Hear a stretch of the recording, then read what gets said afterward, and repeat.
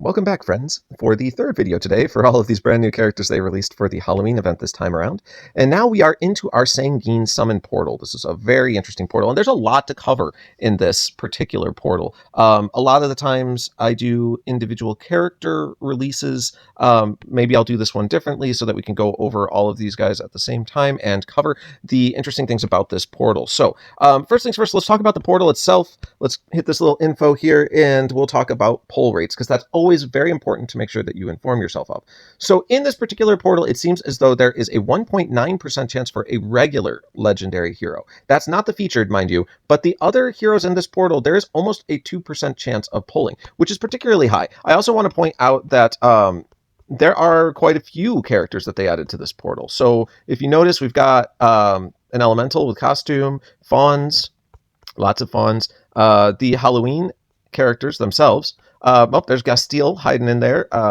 We also have some of the opera characters, which that's an interesting addition, but sure, opera characters. Anyway, my point is that there are a lot of characters in this that are probably worth pulling at a 1.9% chance. Some of them are starting to get dated, but the opera characters are still kind of cool. He is a great healer. I suppose they figured we need to put a healer in the portal, so maybe they just tossed him in for fun. I don't know. I haven't reviewed these characters, so maybe one of them's a healer too. Anyway, moving on. Also, then, let's jump down to the fact that the legendary featured heroes are at 0.6. Okay, so the excitement just dropped off a cliff, right? Like, I would have loved to see these new featured heroes at least the 1% chance that we get out of a lot of these portals. But there is a reason for this, and that is going to be that they have added an additional gimmick to this portal. And the additional gimmick is going to be that the featured heroes, specifically the featured heroes, are guaranteed to be fully ascended. So what does that mean? That means you should pull them at 480 already. That's pretty cool, right? That saves you a lot of time and mats and materials and food and all of that stuff. You're going to save a bunch of it getting them up to 80 because they just start there. And then you can choose if you are ready to limit break them. Unfortunately, they were not so kind as to give them to us at 90. It is still going to require your 5-star colored Aethers and your Alpha Aethers if you want to max these characters out.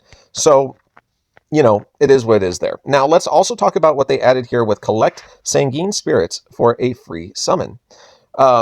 Shown heroes are only examples of possible summon results. Oh, that's fine. We don't worry about that. I always put that there. But anyways, what this means right here is that you can collect Sanguine Spirit to get a free pull. How do you get that free pull, you ask? Well, you can collect Sanguine Spirits from clearing the Halloween event and killing rare enemies in the Halloween event, or you can get it from doing Epic Hero token summons out of the regular Halloween portal. The 10 that I have right now came from an experiment in which I wanted to see how much you got for each Epic Hero token pull that you did, and it is 10. So if you do 10 Epic Hero token pulls, you are going to get a free pull out of this portal as well. And also, while you're clearing the Halloween event, you should be able to collect some and do this. But from what I understand about the Halloween event, and we will take a quick moment to go out and take a peek into it. Sorry for all the ad pop up there. All right. Whoops. Nope, wrong one.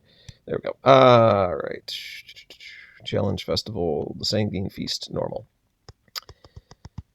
Okay, so lots of talking. That's okay. I really don't care about that flavor text. I know some people do, but I don't. Okay, so right here, Sanguine Skulls. In normal, it says Sanguine rare enemies can appear in any stage. The appearance rate of the Sanguine Skulls is as shown next to the stage and is based off of the stage's difficulty. Stages can be replayed for basic loot and the potential of Sanguine Skull appearances.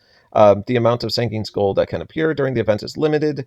All right. Defeating Sanguine Skulls awards you Sanguine Spirit, which can be used for a free summon at the seasonal Sanguine Portal event. You can have unlimited amount of Sanguine Spirit during the event, but it can only be used in the current Sanguine summon. Any unused spirit will be removed at the end of the current event. So, okay, basically, I do believe that at least on normal, you're only going to be able to gather 100, and then it caps out. It's kind of like the dragon events, where you can collect up to 1 pull, and then it caps. I think it's very similar here. Now, I don't know if we can go in and look at advanced. Oh, we sure can. So in advanced, it also says a limit of 100 left. I don't know if that's shared, but I would like to think that you could get up to possibly 200. So 2 pulls, 1 perhaps in normal, 1 perhaps in advanced, but I don't know this. So like in reality, they might have only been so kind as to give us 1 free pull from farming the events, and then your Epic Hero tokens would get you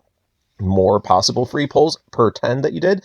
That may just be it. I don't know that for certain. Also, if you do 10 gem pulls in the normal Halloween event, it probably gives you more free pulls here. So if you did do the chance for perfect summon in the regular Halloween event, you probably would have a chance at those heroes, plus get at least a pull to do here as well. So that's something to consider out of the other portal. But anyway, let's get into these brand new characters. I know that was a lot of stuff to go into, but I just want to give an overview of what people are getting into. This is a brand new event, so a lot of people are trying to figure it out. We'll start at the top with Golamente. Golamente is looking incredibly menacing. I do like the additional gothic art frame that they're kind of giving this as well. And we have a paladin class, so it's going to give her the ability to be a little extra tanky. Let's get into the family bonus. At the start of each turn, each Fleur de Sang character marks the enemy with the highest remaining HP with a Blood Lily. Blood Lily max stack of 10. The target receives 10 damage per turn. The Fleur de Sang character on the opposing team gains the amount of damage dealt as health, divided equally between them. The members of this family have additional perks in the Halloween event. We don't really care about that. So they're putting a little mark out each turn. 10 seems low, honestly. So what? 10 turns into this, it's going to be dealing 100 damage per turn and healing them for 100, but shared between so if you stack multiple of these characters together, they actually get less healing because it's got to be divided between them all. I don't know. I'm not sure I'm in love with that family bonus. Let's start out and just say that. But then down here, we have Sanguine Mark as well.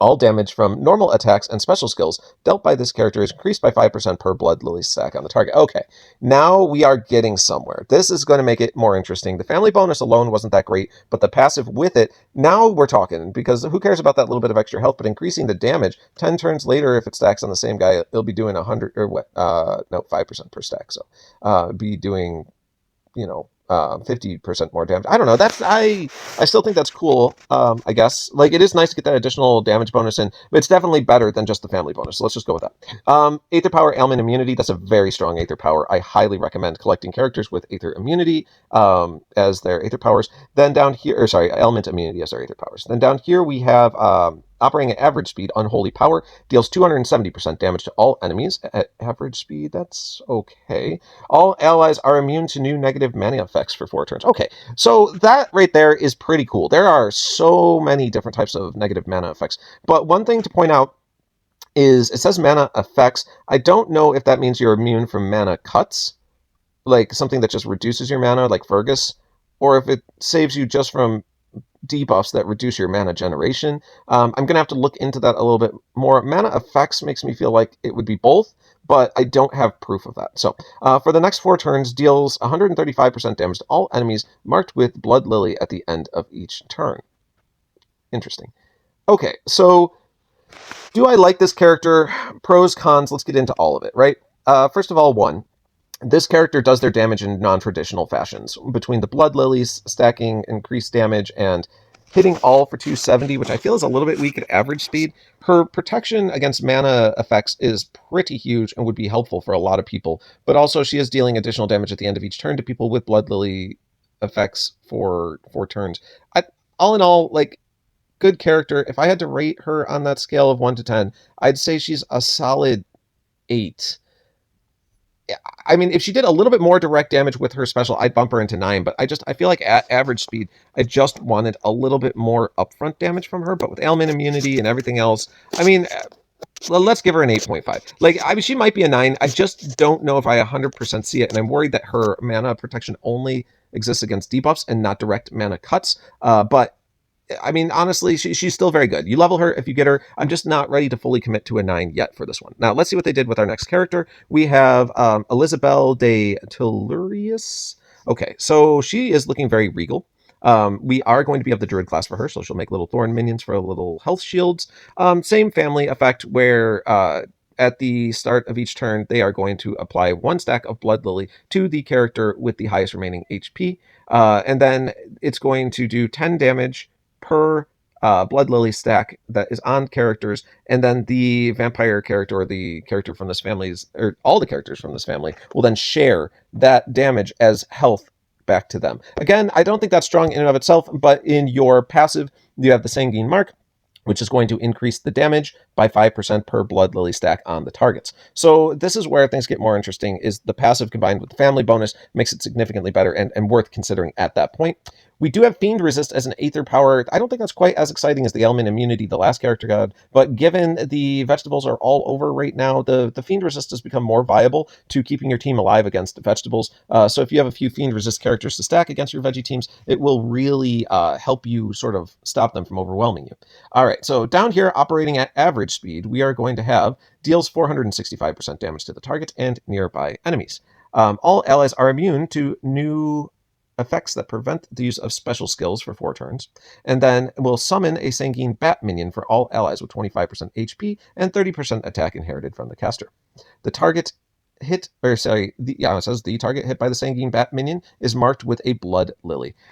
All right, so this lady plays around a lot more with Blood Lily abilities. So she is far more interesting with Blood Lily than the previous character that we talked about, the yellow one, because the yellow one's just going to put 1 mark out per turn. Once she starts getting her minions up and they start hitting each turn, each one is going to put out a Blood Lily stack. This is a far more effective ability, operating at average speed. Now, these bats are not that hard to kill. They only have 25% HP, so you can wipe them out. But if you're not wiping them out and they continue to stack all this Blood Lily effect up, 1, she's going to be healing a lot more, but 2, the increased damage to everybody is going to be in there. And I'm pretty certain that that will stack with other damage increasing effects, which is very interesting. I don't know. I would have to see how that plays out, but I'm thinking that this might be a very strong effect to stack with other damage increasing effects. If you can get a multiplier on a multiplier, I'm not sure if you're aware of that, but that's where math starts getting absolutely bonkers. So just understand that depending on how she plays out, if they allowed her to stack with other damage increasing percentage effects, you could start getting some monstrous things on things like Titan hits, or even just raid effects where you want like a massive like AoE that hits all. Like if you stack up the right things here, you might see just an absolutely bonkers hit. So like I do think that that's interesting. We need to see a little more of this play out, but I do think this is a good character. I mean, I'm going to go ahead and put her at a 9, just because I think the way that she works is quite interesting, and I think those bats doing the Blood Lily mark things as well is fantastic. So let's give her a 9 as well. These are some weird characters. They're a little bit harder for me to just outright like claim they're going to be this or this, because these are new effects that we've never seen in the game before. And so just understand that like I'm giving you my best guess right now based off of how I understand the mechanic. I may have to revise these later, and if I do, I'll put that in the comments in the video so you can look down there and see if I've maybe revised it because things didn't plan out the way we thought they would, or they were even better than we thought they were. Just understand that like I'm giving the best guess for right now. So last one up, we have Ludovico. Sure. So it's going to be a cleric class enemy, or sorry, a cleric class for us, and basically I like the cleric class. I do. I like the protections that it gives you. So that's a plus in my book. We've got the same family bonus, which is going to be the Blood Lily. Each turn, we're going to put out that 1 mark of Blood Lily, and then they're going to heal for 10 for each Blood Lily that's up. That 10 will be divided between all of the vampires, which I still don't love that effect. I think each of the vampires should get that, but maybe that would have made them too strong. Anyway, maybe they'll revise that in the future, but for right now, it's divided among all the vampire family ones you did. So down here, it also says that damage is increased by 5% per Blood Lily stack on the target. All right. We also have Fiend Resist as the Aether power. So we're seeing a lot more Fiend Resist. I think that is in line with the idea of these vegetables being out and wanting to fight against them. All right. So let's go down to our special. Operating at fast speed, we get Exquisite Victuals. Sure. Okay, so, this guy's a healer. Recovers 20% health for all allies at fast speed. Okay. For each stack of Blood Lily effect on the enemies, boost the health of all allies by 30. Up to 900 boosted health in total. Boosted health can exceed max HP. All allies are immune to new fiends for 3 turns. Ooh, that's fun. And cleanses status ailments from all allies. Okay. So speaking of counters to the Valiant Vegetables, this guy seems like an absolutely brilliant one to that. Operating at fast speed, you're going to get the ability to create protection for your team against new fiends being put on them. Cool, right? I mean, cool. Also cleanses all status ailments, 20% heal, and does boosted health on top of that based off the number of Blood Lilies. Like, I mean, this is just a fun character. Obviously, if he's the only one in your team, the amount of Blood Lilies going out is relatively low. We're talking one per turn. So especially at the beginning of the fight, maybe you've got 2 or 3 stacks out, he's going to boost health by 60 or 90. That's not that significant. Like, that's not really where it's at. I think this guy paired with the previous red one that we saw that puts out the blood lilies from her minion strikes, that's where you can start getting blood lilies stacking up like crazy. This guy's boosted health to go along with is going to be much more viable at that point. So where do I rate this guy? Honestly, I give him an 8. Like, it's not that he isn't cool. I just think that he's very niche, right? Like, his ability to protect against the fiends are going to be incredibly strong against the vegetables. But quite a few teams have 0 fiends at all. So that doesn't necessarily provide you a lot of additional protection there. His 20% heal is pretty dang low if you don't get the boosted health to pair with it. And that boosted health really only comes from stacking the blood lilies. So if he's by himself and stacking 1 per turn, even after 10 turns, he's only boosting health by 300. It's not that great, right? That's 300 boosted health. We have healers that are doing like 1200 boosted health when they cast their special. It's not exciting enough to move the needle, in my opinion, there if he's by himself. Now, if he's stacked with more characters creating the blood lily effects, obviously he's stronger, so there's that. And then he does cleanse status ailments from all allies. That's great. So at fast speed, even if you just use him as a fast speed quick heal that cleanses, he probably is very useful, and that's why I give him an 8. Like, I think he's above average, but like, I just don't think he's super significant, if that makes sense. So there you have it, folks. We will go ahead and wrap up all of these characters. I do not believe that they added any new 5 stars other than these 3 right now. Right. Then it just gets into the new Edwin costume and the brand new Halloween event that we did cover for them. We do have 4 stars with costumes and a 3-star added here. So just understand that they are there. I'm not going to take the time to go over them because you're welcome to look them up yourself. This is already an incredibly long video this morning. So I appreciate you all tuning in. Hopefully this will be helpful for you moving forward. I may do individual reviews for each of these characters later, but I wanted to get this done before I headed out to work today so that my audience can see what is available. And if you do like what I do, you can click that button at the lower right. I promise you they will be a little bit smoother when I do the individual character videos later, but there was just a lot to get into with all these new abilities. So, all right, I will catch you all later and have a wonderful morning.